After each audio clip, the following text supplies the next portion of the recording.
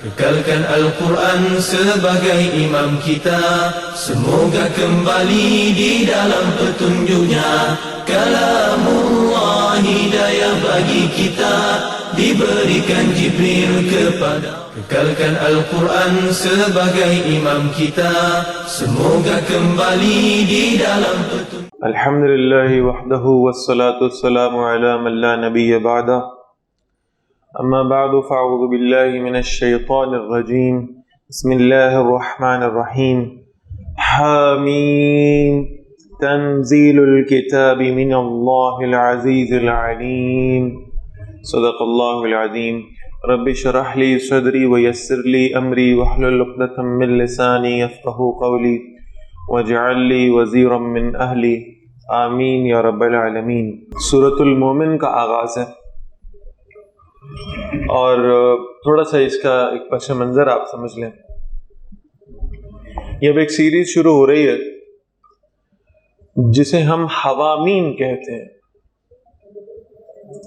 ہر کتاب کا کوئی ایک موضوع ہوا کرتا ہے، ایک بنیادی ٹاپک ہوتا ہے جس پر اس کتاب کو لکھا جاتا ہے، اس کا ایک دعویٰ ہوتا ہے جو اس کتاب کا لکھنے والا، اس کا مرتب کرنے والا پیش کرتا ہے. قرآن مجید کو مختلف مفسرین نے اپنی اپنی نظروں سے دیکھا اور جیسا انہوں نے قرآن کو سمجھا ویسا آگے سمجھا دیا. اس میں تو کوئی شک ہی نہیں ہے کہ قرآن مجید کے مفہوم پر، اس کی تفاسیر پر کوئی شخص عبور نہیں حاصل کر سکتا، اس لیے کہ اگر اس پہ عبور حاصل ہو جائے تو اس کے علوم ختم ہو جائیں، اور قرآن کے علوم ختم ہونے والے نہیں. اللہ کے نبی صلی اللہ علیہ وسلم نے فرمایا کہ قرآن مجید کو ہر آنے والا شخص پڑھے گا، ہر مفسر اس کو دیکھے گا، اپنے طرف سے اس کو سمجھے گا اور پھر آگے سمجھا دے گا. تو ان مفسرین میں ایک بہت بڑا نام ہے حضرت عبداللہ بن عباس رضی اللہ تعالیٰ عنہ. یہ مفسر قرآن بھی ہیں، یہ رسول اللہ صلی اللہ علیہ وسلم کے صحابی بھی ہیں، یہ نبی اکرم صلی اللہ علیہ وسلم کے چچا کے بیٹے بھی ہیں. اور ان کی تفسیر کا کیا لیول ہے، ان کے قرآن کے فہم کا درجہ کیا ہے، اسے یہاں سے ہم سمجھ سکتے ہیں کہ اللہ کے نبی صلی اللہ علیہ وسلم تہجد کی نماز کے لیے جب اٹھتے تھے، اندھیرا ہوا کرتا تھا، تو آپ صلی اللہ علیہ وسلم دیکھتے تھے کہ کوئی سایہ سا ہے جو میری چارپائی کے قریب کھڑا ہے اور اس نے ہاتھ میں ایک پانی کا پیالہ لیا ہے اور وہ انتظار کر رہا ہے. تو اللہ کے نبی صلی اللہ علیہ وسلم پوچھتے تھے اندھیرے میں، کیا تم عبداللہ بن عباس ہو؟ تو وہ کہتے تھے جی یا رسول اللہ صلی اللہ علیہ وسلم، میں آپ کا چچا کا بیٹا عبداللہ بن عباس ہوں، اور میں ہاتھ میں پانی کا پیالہ لیے انتظار کر رہا تھا کہ آپ تہجد کے لیے اٹھیں تو میں آپ کو وضو کرانے کی سعادت لے سکوں. تو اللہ کے نبی صلی اللہ علیہ وسلم کو ان کی یہ خدمت بڑی پسند آئی اور آپ صلی اللہ علیہ وسلم نے ہاتھ اٹھا کر ان کے لیے دعا مانگی کہ یا اللہ میرے چچا کے بیٹے عبداللہ بن عباس کو رضی اللہ تعالیٰ عنہ اسے قرآن کے علم سے بھر دے. تو تہجد کے وقت تو کوئی عام شخص بھی دعا مانگے تو بہرحال وہ مقبول ہے، اور یہاں دعا مانگنے والے ہیں اللہ کے رسول صلی اللہ علیہ وسلم، اور دعا مانگ رہے ہیں حضرت عبداللہ بن عباس رضی اللہ تعالیٰ کے لیے جو صحابی ہیں. تو اللہ نے اس دعا کو ایسا قبول کیا کہ حضرت عبداللہ بن عباس رضی اللہ تعالیٰ عنہ کو خاص قرآن مجید کا فہم عطا فرمایا. اس فہم کے تحت انہوں نے اپنی تفسیر میں لکھا ہے کہ قرآن مجید کا خلاصہ 7 حوامیم میں ہے. قرآن مجید کا خلاصہ 7 حوامیم میں ہے. حوامیم حامیم کی جمع ہے، یعنی یہ وہ 7 صورتیں ہیں جن کا آغاز حامیم سے ہو رہا ہے. ٹھیک، پھر جملہ دوہرا رہا ہوں کہ پورے قرآن کا خلاصہ 7 حوامیم میں، ان 7 حوامیم کا خلاصہ پہلی حامیم میں، اور وہ پہلی حامیم سورۃ المومن ہے جس کا اب ہم آغاز کرنے جا رہے ہیں. اور اس کے بھی ایک آیت کے حوالے سے، یعنی ان کا دعویٰ ہے، ان کا فہم ہے کہ یہ جو آیت کا حصہ ہے یہ پورے قرآن مجید کا دعویٰ ہے. تو تو اللہ کا نام لے کے اس کو شروع کرتے ہیں. اب ہم یہ 7 صورتیں ایک سیریز میں پڑھیں گے جن کا آغاز حامیم سے ہو رہا ہو. بسم اللہ الرحمن الرحیم. حامیم تنزیل الکتاب من اللہ العزیز العلیم.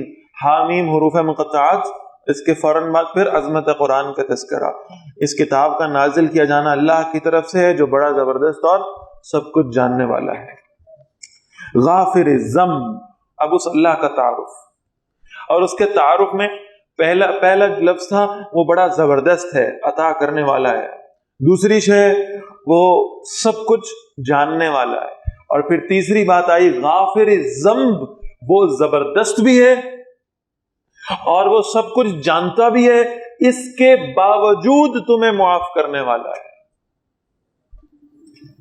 آپ کمبینیشن دیکھ رہے ہیں نا آیات کا، کتنا خوبصورت. اللہ زبردست بھی ہے اور اللہ جانتا بھی ہے، یعنی تمہارے گناہوں سے بے خبر نہیں ہے، تمہارے گناہوں کا علم رکھتا ہے. اس کے باوجود غافر الذنب، وہ ان گناہوں کو بخشنے والا ہے. وقابل التوب، اور توبہ کو قبول کرنے والا ہے. شدید العقاب، اور ہاں جو توبہ نہ کرے اس کو سخت سزا دینے والا ہے. ذی الطول، بڑے فضل والا ہے. لا الہ الا ہو، اس کے سوا کوئی الہ نہیں ہے. الیہ المصیر، اسی کی طرف واپس لوٹنا ہے.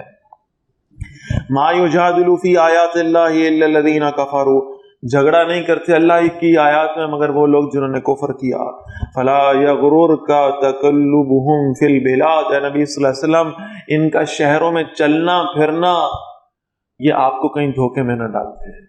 انہیں جو اللہ نے دولت نصیب فرمائی ہے، انہیں جو اللہ تعالیٰ نے جو یعنی ایک مختصر سا نفع دیا ہے دنیا میں، کہیں ایسا نہ ہو کہ یہ آپ کو دھوکے میں ڈال دے. کہیں ایسا نہ ہو کہ آپ پریشان ہو جائیں کہ یہ کفار جو ہیں یہ بڑا ان کو دنیا مل رہی ہے اور دنیا کی آرائشیں مل رہی ہیں، اور اللہ کو ماننے والے اور اللہ کے سامنے سر جھکانے والے جو ہیں وہ مشکلات میں سے گزر رہے ہیں. کذبت قبلہم قوم نوح، ان سے پہلے نوح علیہ السلام کی قوم نے بھی جھٹلایا تھا.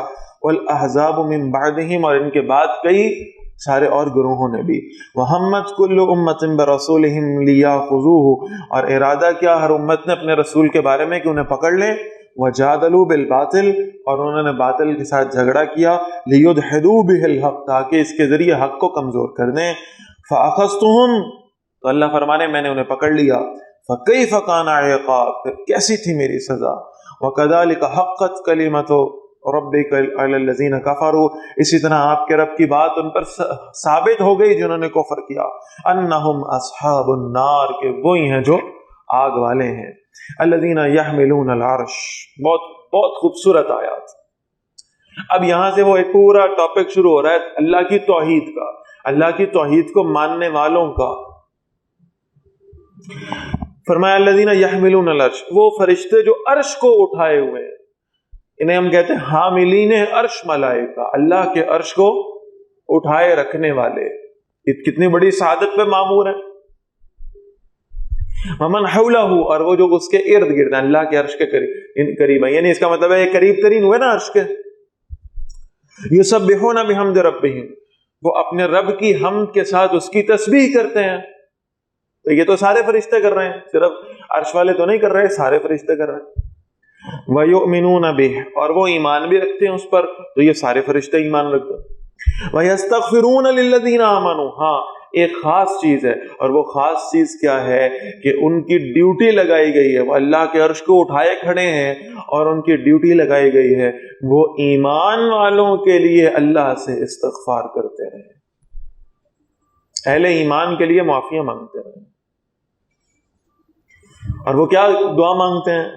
ربنا وسعت کل شیء رحمۃ وعلما، اے ہمارے رب تو ہر شے کو اپنی رحمت اور اپنے علم سے گھیرے ہوئے ہے. فاغفر للذین تابوا، وہ دعائیں کا، وہ فرشتوں کی ڈیوٹی ہے کہ وہ دعائیں کریں اللہ سے کہ اللہ جو تیرا بندہ تجھ سے توبہ کرے اس کی مغفرت فرما دے، اسے معاف فرما دے. واتبعوا سبیلک، اور جنہوں نے تیرے راستے کی پیروی کی. وقہم عذاب الجحیم، انہیں بھڑکتی ہوئی آگ کے عذاب سے بچا لے. ربنا، اے ہمارے رب، وادخلہم جنات عدن التي وعدتہم، یہ وہ حاملین عرش ملائکہ اللہ سے دعا مانگ رہے ہیں اہل ایمان کے لیے. اے ہمارے رب، انہیں ان رہنے والے باغات میں داخل فرما دے جن کا تو نے ان سے وعدہ کیا ہے.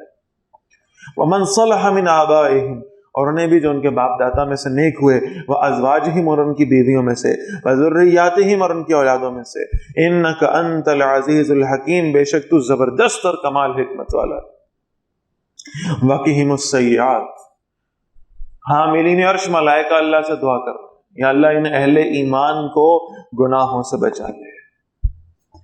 ومن تق السیئات، اور جسے تو بچا لے برائیوں کے دن سے، یومئذ اس دن، فقد رحمتہ، واقعی تو نے اس پر رحم کیا، وذالک هو الفوز العظیم، اور یہی تو اصل اور شاندار کامیابی ہے۔ ان الذین کفروا، بے شک وہ لوگ جنہوں نے کفر کیا، ینادون لمقت اللہ اکبر من مقتکم انفسکم، انہیں کہا جائے گا یقیناً اللہ کی بیزاری بہت بڑی ہے تمہارے اپنے آپ سے بیزاری کی نسبت، استدعون الی الایمان، جب تمہیں ایمان کی طرف بلایا جاتا تھا، فتکفرون، تو تم انکار کیا کرتے تھے۔ قالوا، وہ کہیں گے، ربنا امتنا اثنتین، اے ہمارے رب تو نے ہمیں 2 مرتبہ موت دی، وَأَحْيَيْتَنَا اثْنَتَيْن، اور تو نے ہمیں 2 مرتبہ زندہ کیا، فَاعْتَرَفْنَا بِذُنُوبِنَا، ہم اعتراف کرتے ہیں اپنے گناہوں کا، فَهَلْ إِلَىٰ خُرُوجٍ مِّن سَبِيلٍ، ہے کوئی راستہ، کوئی آپشن، کوئی سیف پیسج ہے جہنم سے نکلنے کا؟ ذَلِكَ بِأَنَّهُ، اللہ فرمائیں گے یہ اس لیے ہے، یہ آج ان کا جو حشر ہو رہا ہے یہ کیوں ہو رہا ہے، اذا دعی اللہ وحدہ کفرتم، جب اللہ کی طرف اس کی توحید کے ساتھ بلایا جاتا تھا، اللہ کی وحدانیت کی طرف بلایا جاتا تھا، تم کفر کر دیتے، انکار کرتے تھے۔ وَإِن يُشْرَكْ بِهِ تُؤْمِنُوا، اور اگر اس کے ساتھ شرک کیا جاتا تھا تو تم اس پر ایمان لاتے تھے۔ فَالْحُكْمُ لِلَّهِ الْعَلِيِّ الْكَبِيرِ، بس اب فیصلہ اللہ کے اختیار میں ہے جو بہت بلند اور بہت بڑا ہے۔ هُوَ الَّذِي يُرِيكُمْ آيَاتِهِ، وہی ہے جو تمہیں اپنی نشانیاں دکھاتا ہے، وَيُنَزِّلُ لَكُم مِّنَ السَّمَاءِ رِزْقًا، اور تمہارے لیے آسمان سے رزق نازل کرتا ہے، وَمَا يَتَذَكَّرُ إِلَّا مَن يُنِيبُ، اور نصیحت حاصل نہیں کرتا مگر صرف وہ جو رجوع کرنے والا ہے۔ فَادْعُوا اللَّهَ مُخْلِصِينَ لَهُ الدِّينَ، یہ ہے وہ آیت جس کے بارے میں حضرت عبداللہ بن عباس رضی اللہ تعالیٰ نے گرائے کہ پوری قرآن مجید کا یہ دعویٰ ہے۔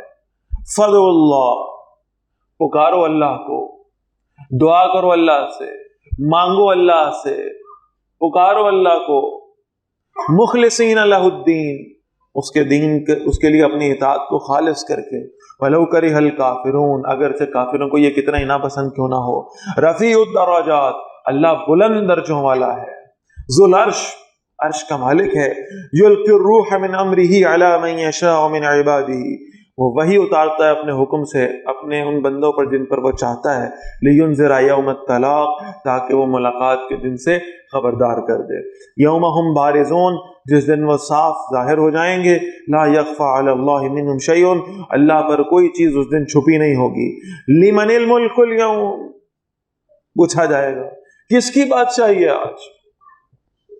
حدیث میں اس کی تفصیل ملتی ہے، اللہ کے نبی صلی اللہ علیہ وسلم فرماتے ہیں، جیسے ہم پیچھے قرآن میں بھی پڑھ کے ہیں، آپ صلی اللہ علیہ وسلم فرماتے ہیں کہ جب قیامت آئے گی تو یہ زمین آسمان یہ اللہ کے ہاتھ پہ لپیٹ دیے جائیں، سور پھونکا جائے گا، جب پہلا سور پھونکا جائے گا تو سب کو موت آ جائے گی، اس سے پہلے سب مر چکے،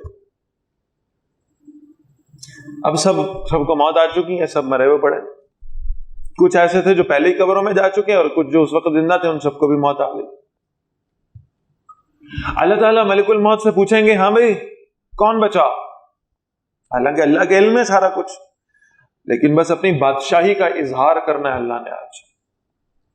اللہ پوچھیں گے کون بچا، تو ملک الموت عرض کرے گا کہ اللہ آپ کی ذات کو موت نہیں ہے، میں آپ کا غلام بچا، میری تو ڈیوٹی ہے جی دوسروں کو موت دینا، ان کی روحیں قبض کرنا، یہ میری میں ہوں۔ اور پھر یہ کہ جبرائیل اور میکائیل ہیں اور اسرافیل بھی ہیں اور حاملین عرش ملائکہ ہیں۔ اللہ فرمائیں گے کہ ہم عرش کو ہوا میں معلق کر دو اور عرش اٹھانے والے فرشتوں کو بھی موت دے دو، موت آ گئی، سور رکھ دو، اور پھر جو ہے وہ جبرائیل اور میکائیل اور اسرائیل کو بھی موت دے دو، یہ بھی مر گئے۔ پھر اللہ پوچھیں گے کون بچا، اسرائیل علیہ السلام کہیں گے یا اللہ آپ کی ذات کو فنا نہیں ہے اور میں آپ کا خادم بچا ہوں بس، اور کائنات میں کوئی نہیں بچا۔ تو اللہ کے رسول صلی اللہ علیہ وسلم فرماتے ہیں کہ اللہ کہیں گے کہ آج ملک الموت کو بھی موت آئے گی، آج اسرائیل نے بھی مرنا ہے، وہ جو سب کی روحیں قبض کرتا رہا، سب کی جانیں نکالتا رہا، آج اس کی بھی موت کا وقت ہے۔ تو آپ صلی اللہ علیہ وسلم فرماتے ہیں وہ ایسی چیخ مارے گا کہ اگر انسان زندہ ہوتے تو اس کی یعنی جو سب کو موت دیتا رہا ہے، اب جب اس کی موت کا وقت ہے وہ ایسی چیخ مارے گا کہ اگر انسان زندہ ہوتے تو ان کے کلیجے پھٹ جاتے۔ مر گیا، اللہ پوچھیں گے کون زندہ ہے؟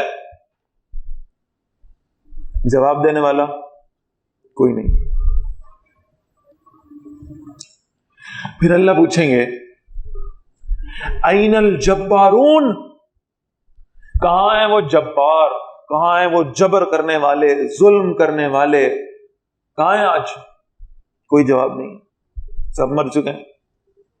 دوسرا سوال این المتکبرون، کہاں ہیں تکبر کرنے والے، کہاں ہیں اکڑ اکڑ کے چلنے والے جو کہتے تھے دنیا ہمارے بغیر نہیں چلے گی، کہاں ہیں آج وہ کوئی جواب ہی نہیں کسی کا۔ پھر اللہ پوچھیں گے این الملوک، کہاں ہیں بڑے بڑے بادشاہ جو سمجھتے تھے کہ ہماری بادشاہی میں ہم ہی ہیں، بس ہم جو چاہیں گے کریں گے، ہمیں نہ کوئی پوچھنے والا ہے نہ روکنے والا، کہاں ہے آج؟ کوئی جواب نہیں۔ پھر اللہ یہ الفاظ بولیں گے لمن الملک اليوم، آج کس کی بادشاہی ہے؟ کون آج بادشاہ ہے؟ باقی سب بادشاہ ختم ہو گئے، یہ صدر، وزیر اعظم، یہ سب یعنی جو سمجھتے ہیں کہ بھائی ہم بڑے امپورٹنٹ ہیں، سب ختم۔ لمن الملک اليوم، آج کس کی بادشاہی، آج کون بادشاہ ہے؟ اور کوئی جواب دینے والا نہیں ہے۔ تو پھر اللہ تعالیٰ خود اس کا جواب دیں گے للہ الواحد القہار، آج اللہ کی بادشاہی ہے جو اکیلا ہے اور سب پر غالب ہے۔ الیوم تجزی کل نفس بما کسبت، پھر اعلان ہوگا آج کے دن بدلہ دیا جائے گا ہر شخص کو اس کا جو اس نے کمایا ہے۔ لا ظلم اليوم، آج کے دن کوئی ظلم نہیں ہوگا۔ ان اللہ سریع الحساب، بے شک اللہ بہت جلد حساب لینے والا ہے۔ وانذرہم یوم العاصفہ، اور نبی صلی اللہ علیہ وسلم نے قریب آنے والے دن سے خبردار کیجیے۔ اذ القلوب لدی الحناجر کاظمین، جب دل گلوں کے پاس غم سے بھر چکے ہوں گے۔ ما للظالمین من حمیم ولا شفیع یطاع، اور ظالموں کے لیے نہ کوئی دوست ہوگا اور نہ کوئی ایسا سفارشی ہوگا جس کی بات مانی جائے۔ یعلم خائنۃ الاعین، اللہ نگاہوں کی خیانت کو جانتا ہے۔ وما تخفی الصدور، اور وہ جو سینوں میں چھپائے بیٹھے ہیں ان کو بھی اللہ جانتا ہے۔ قیامت والے دن یہ لائے جائیں گے۔ آنکھوں کی خیانت کہاں کہاں ہوئی ہے، آنکھوں نے کہاں کہاں حرام دیکھا ہے، اللہ جانتا ہے۔ واللہ یقضی بالحق، اور اللہ حق کے ساتھ فیصلہ فرمائے گا۔ والذین یدعون من دونہ، اور جنہیں وہ اللہ کے سوا پکارتے ہیں، لا یقضون بشیء، وہ کسی بھی چیز کا فیصلہ نہیں کرتے۔ ان اللہ هو السمیع البصیر، بے شک اللہ سب کچھ سننے والا اور سب کچھ دیکھنے والا ہے۔ اولم یسیروا فی الارض، کیا وہ زمین میں چلے پھرے نہیں؟ فینظروا کیف کان عاقبۃ الذین کانوا من قبلہم، بس وہ دیکھتے کیسا انجام ہوا ان لوگوں کا جو ان سے پہلے تھے۔ کانوا ہم اشد منہم قوہ، وہ تو قوت میں زیادہ سخت تھے، وآثارا فی الارض، اور زمین میں یادگاروں کے اعتبار سے بھی بڑے بڑے محل بنایا کرتے تھے۔ فأخذهم اللہ بذنوبہم، اللہ نے انہیں ان کے گناہوں کی وجہ سے پکڑ لیا۔ وما کان لهم من اللہ من واق، اور انہیں اللہ سے بچانے والا کوئی نہیں تھا۔ ذالک بانہم کانت تأتیہم رسلہم بالبینات، یہ اس لیے کہ ان کے پاس ان کے رسول واضح دلائل لے کر آتے رہے۔ فکفروا، انہوں نے کفر کیا۔ فأخذهم اللہ، اللہ نے انہیں پکڑ لیا۔ انہ قوی شدید العقاب، بے شک وہ نہایت طاقتور اور سخت عذاب دینے والا ہے۔ وَلَقَدْ أَرْسَلْنَا مُوسَىٰ بِآيَاتِنَا وَسُلْطَانٍ مُبِينٍ، اور یقیناً ہم نے موسیٰ علیہ السلام کو بھیجا اپنی نشانیوں کے ساتھ اور واضح دلیل کے ساتھ۔ إِلَىٰ فِرْعَوْنَ وَحَامَانَ وَقَارُونَ، فرعون اور حامان اور قارون کے ساتھ۔ فَقَالُوا، انہوں نے کہا ساحر کذاب، یہ تو جادوگر ہے اور بہت بڑا جھوٹا ہے، معاذ اللہ۔ فَلَمَّا جَاءَهُم بِالْحَقِّ مِنْ عِنْدِنَا، بس جب موسیٰ علیہ السلام ان کے پاس حق لے آئے ہماری طرف سے، قَالُوا اقْتُلُوا أَبْنَاءَ الَّذِينَ آمَنُوا مَعَهُ، تو نے کہا قتل کرو ان لوگوں کے بیٹوں کو جو آپ کے ساتھ ایمان لائے ہیں۔ وَاسْتَحْيُوا نِسَاءَهُمْ، ان کی عورتوں کو زندہ رہنے دو۔ وما قید الکافرین الا فی ضلال، اور کافروں کی چال نہیں تھی مگر بے اثر تھی. وقال فرعون ذرونی اقتل موسیٰ ولیدعو ربہ، اور کہا فرعون نے چھوڑو مجھے، میں قتل کر دوں موسیٰ علیہ السلام کو اور وہ اپنے رب کو پکار لے.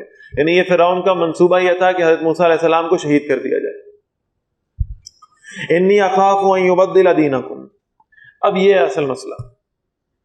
وہ فرعون کہہ رہا ہے کہ موسیٰ علیہ السلام کو قتل کرنا بڑا ضروری ہو گیا ہے، اس لیے کہ مجھے اس بات کا خطرہ ہے، میں یہ خوف رکھتا ہوں کہ موسیٰ علیہ السلام تمہارے پورے نظام کو بدل دیں گے، نظام بدل دیں گے. اگر موسیٰ علیہ السلام نے چند لوگوں کو لے کے نمازیں پڑھتے رہتے، روزے رکھتے رہتے، تو اس سے فرعون کو کوئی خطرہ نہیں تھا. فرعون کو تو اصل میں اس کرسی کا خطرہ پڑا ہوا تھا جس پہ وہ بیٹھا تھا. یہ نظام تبدیل کریں گے، یہ چھوٹے موٹے ایجنڈا لے کر نہیں آئیں گے، یہ اس لیے آئے ہیں کہ پورا سسٹم تبدیل کریں. اور اسی لیے آپ یہ سمجھیں کہ آپ اگر یعنی پہلے آپ زیادتیاں کرتے ہیں کہ ایک محلے میں 3 مسجدیں بناتے ہیں، آپ 3 اور بھی بنا لیں گے، امریکہ کو اس سے کوئی تکلیف نہیں ہے. آپ دن میں 5 وقت کی نماز پڑھتے ہیں، آپ 10 وقت کی پڑھنا شروع ہو جائیں، وہ کہیں گے کوئی مسئلہ نہیں، ہمیں پڑھتے نہیں، ہمارا کیا جا رہا ہے، ہمیں کوئی نقصان ہے؟ کوئی نقصان نہیں.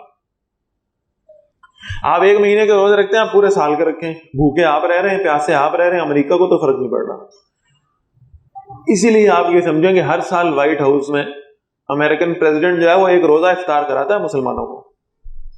انہیں آپ کے روزوں سے مسئلہ نہیں ہے، انہیں آپ کی تسبیحات سے بھی مسئلہ نہیں ہے، انہیں مسئلہ اس شخص سے ہوگا جو یہ کہے گا کہ ہم اس سسٹم کو بدلنا چاہتے ہیں. ہم چاہتے ہیں کہ سسٹم وہ بنے جو اللہ کی فرما برداری پر ہو، اللہ کا رسول صلی اللہ علیہ وسلم کی تابعداری پر ہو. ہم سسٹم تبدیل کرنا چاہتے ہیں، ہم خلافہ کا سسٹم لانا چاہتے ہیں. یہ ہے جو ان کا اصل دشمن ہے، ورنہ اور انہیں کسی سے کوئی تکلیف نہیں ہے.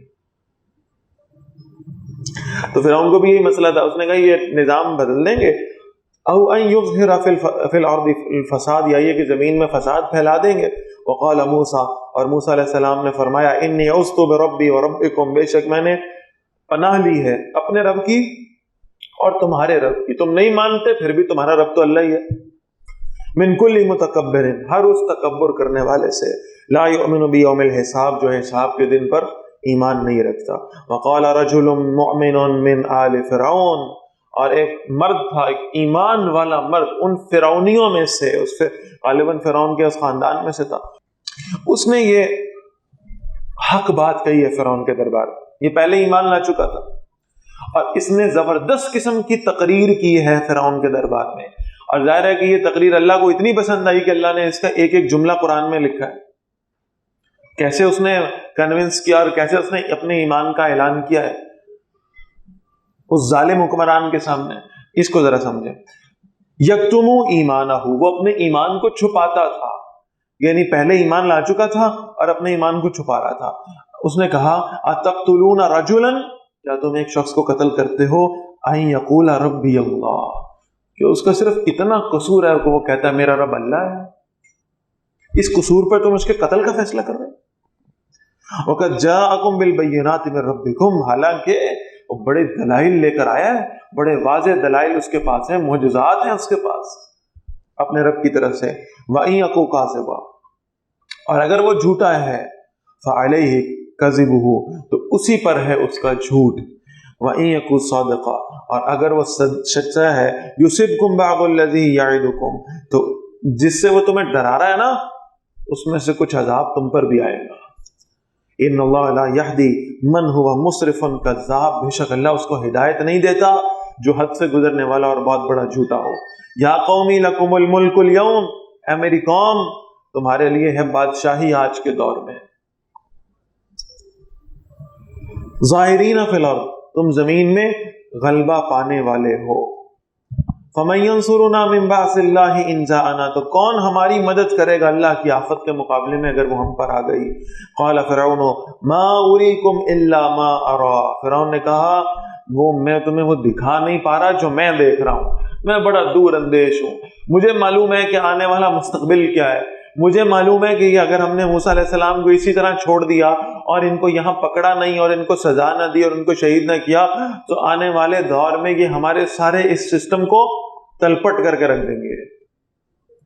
وما اہدیکم الا سبیل الرشاد، اور میں رہنمائی نہیں کر رہا تمہاری مگر بھلائی کے راستے کی طرف. وقال الذی آمن، اور اس نے کہا جو ایمان لایا تھا، یا قومی، اے میری قوم، انی اخاف علیکم مثل یوم الاحزاب، بے شک میں ڈرتا ہوں تم پر اس دن سے جیسا دن تم سے پہلی قوموں پر آیا تھا. ان پر بھی عذاب آئے تو مجھے خوف آتا ہے کہیں جو تم موسیٰ کے ساتھ کر رہے ہو نا، اس کی وجہ سے تم پر بھی عذاب نہ آ جائے. Kekalkan Al-Quran sebagai imam kita, semoga kembali di dalam petunjuknya. Kalamullah hidayah bagi kita, diberikan Jibril kepada. Kekalkan Al-Quran sebagai imam kita, semoga kembali di dalam petunjuknya. Kalamullah hidayah bagi kita.